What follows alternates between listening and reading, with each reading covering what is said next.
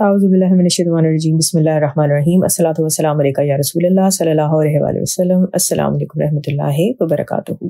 اگلی صبح قریش نے رسول پاک صلی اللہ علیہ وسلم کی تلاش شروع کر دی۔ ایک ٹولہ رسول پاک صلی اللہ علیہ وسلم کو ڈھونڈتے ہوئے غار ثور کی طرف آ نکلتا ہے۔ دوپہر کا وقت ہے، رسول پاک صلی اللہ علیہ وسلم اور حضرت ابوبکر صدیق رضی اللہ عنہ غار ثور میں آرام کر رہے ہیں کہ ان کے کانوں میں لوگوں کی آواز پڑتی ہے۔ دھیان کرنے پر معلوم ہوتا ہے کہ کچھ افراد پہاڑ پر چڑھ رہے ہوں۔ آوازیں قریب آتی جا رہی ہیں، جس کا صاف مطلب ہے کہ وہ غار کی طرف آ رہے ہیں۔ اس وقت عامر بن فہیرہ کے آنے کا وقت نہیں تھا، وہ تو اندھیرے میں آتے تھے، پھر یہ لوگ کون تھے؟ خطرہ بڑھ رہا تھا۔ حضرت ابوبکر صدیق رضی اللہ عنہ لوگوں کی آوازیں سن کر گھبرا جاتے ہیں۔ انہیں رسول پاک صلی اللہ علیہ وسلم کی زندگی اور حفاظت کی فکر ہے۔ وہ رسول پاک صلی اللہ علیہ وسلم سے کہتے ہیں، اب کیا ہوگا؟ دشمن تو ہم تک پہنچ گیا ہے۔ تو رسول پاک صلی اللہ علیہ وسلم فرماتے ہیں، بے شک اللہ ہمارے ساتھ ہے۔ اللہ تعالیٰ نے سورہ توبہ کی آیت نمبر 40 میں اس بات کو اس طرح سے بیان فرمایا ہے، اگر تم اس کی مدد نہ کرو تو یقیناً اللہ تعالیٰ نے اس کی مدد کی جب اسے ان لوگوں نے نکال دیا تھا جنہوں نے کفر کیا، جبکہ وہ دو میں سے دوسرا تھا۔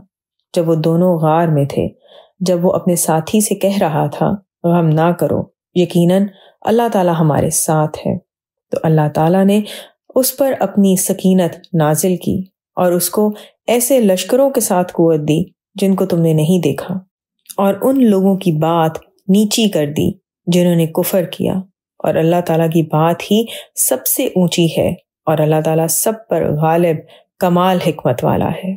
سبحان اللہ۔ صحیح بخاری میں یہ بیان کیا جاتا ہے کہ حضور پاک صلی اللہ علیہ وسلم نے حضرت ابوبکر صدیق رضی اللہ عنہ کو مزید یہ بھی فرمایا کہ ابوبکر، ان دو کے بارے میں تمہارا کیا خیال ہے جن کا تیسرا اللہ ہے؟ یہ سنتے ہی حضرت ابوبکر صدیق رضی اللہ عنہ کی ساری پریشانی دور ہو گئی۔ حضرت ابوبکر صدیق رضی اللہ عنہ کے لیے اللہ تعالیٰ کا یہ فرمان کافی تھا۔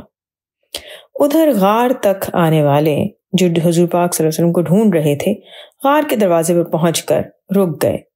انہوں نے فیصلہ کیا کہ غار کے اندر جانے کا کوئی فائدہ نہیں، اس غار کے اندر کوئی نہیں ہو سکتا۔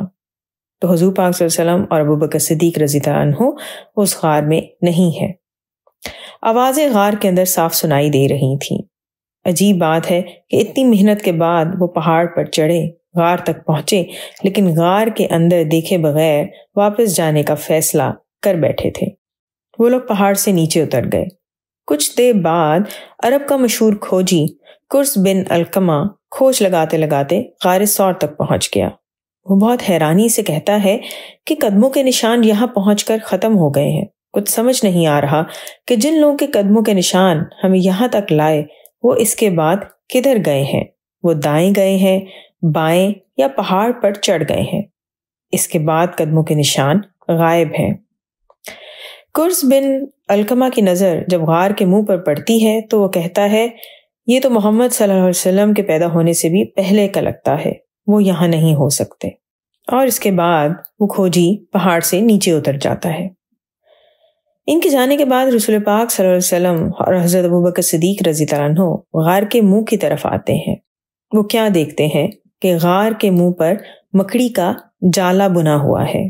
غار کے منہ پر ایک کبوتری کا گھونسلہ ہے جس میں انڈے موجود ہیں، اور ببول کا بھی ایک درخت اگا ہوا تھا۔ اسی راستے سے تو کل عامر بن فہیرہ بھی آیا تھا۔ اس وقت یہ سب کچھ موجود نہیں تھا، اور اب یہ سب موجود تھا۔ یہ سب کیا تھا؟ کیسے ہوا؟ یقیناً اللہ تعالیٰ کا معجزہ تھا۔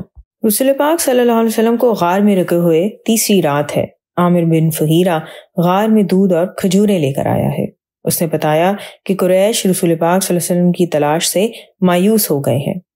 ان کا خیال ہے کہ رسول پاک صلی اللہ علیہ وسلم ان کی پہنچ سے دور جا چکے ہیں، اور اب مکہ میں رسول پاک صلی اللہ علیہ وسلم کو تلاش کرنے کی مہم رک چکی ہے۔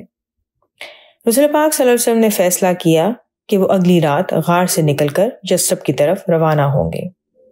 حضرت علی رضی اللہ عنہ کو لوگوں کی امانتیں واپس کرنے میں 3 دن کا وقت لگا۔ اس کے بعد وہ پیدل ہی یثرب کی طرف روانہ ہو جاتے ہیں۔ اگلی رات عامر بن فہیرہ کے ساتھ عبداللہ بن ابوبکر اسما بنت ابو بکر اور عبداللہ بن اریکت آئے ہیں۔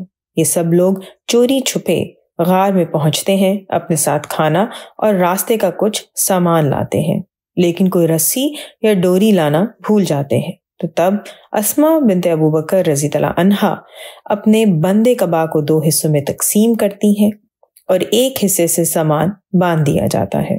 کھانا اور سامان اونٹنی کے ساتھ لٹکا دیا جاتا ہے۔ جب غار سے نکلتے ہیں تو رسول پاک صلی اللہ علیہ وسلم مکمل احتیاط کرتے ہیں کہ کبوتری کے گھونسلے اور انڈوں کو نقصان نہ پہنچے۔ ربیع الاول کی پہلی تاریخ ہے۔ رسول پاک صلی اللہ علیہ وسلم کو اعلان نبوت کیے ہوئے 13 سال گزر چکے ہیں۔ سور کے پہاڑ سے جب نیچے اترتے ہیں تو وہاں پر 2 تیز رفتار اونٹنیاں موجود ہیں۔ حضرت ابوبکر صدیق رضی اللہ عنہ ایک اونٹنی رسول پاک صلی اللہ علیہ وسلم کو دیتے ہیں، جس کو لینے سے پہلے رسول پاک صلی اللہ علیہ وسلم یہ شرط رکھتے ہیں کہ وہ اس اونٹنی کی قیمت ادا کریں گے، اور پھر رسول پاک صلی اللہ علیہ وسلم اونٹنی کی قیمت 400 درہم ادا کرتے ہیں اور اس کے بعد اس پر سوار ہوتے ہیں۔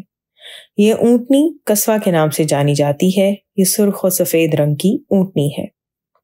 اس اونٹنی قصوہ کی عمر اس وقت 6 سال تھی۔